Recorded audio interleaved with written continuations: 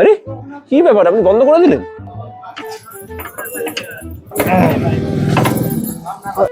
আজব লোক তো আপনি মশাই। আমি রোজ আসছি আপনার কাছে, আপনি বলছেন কালকে আসুন পরশু আসুন। আরে জামাটা সেলাই করে দিন, আমি তো অফিসে যেতে পারছি না।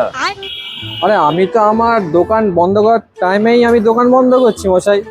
আপনি ঠিক দোকান যখন বন্ধ করছি প্রত্যেকদিন ওই টাইমেই আসছেন আর আমাকে কথা শোনাচ্ছেন। তাহলে কি আপনার জন্য আমি 8 ঘন্টা দোকান বাড়িয়ে দেবো? এটা তো সম্ভব নয় দাদা।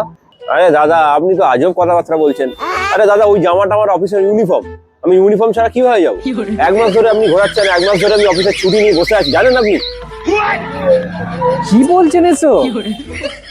আপনার জামা সেলাই হয়নি বলে আপনি 1 মাস ধরে অফিস কামাই করে ফেলেছেন?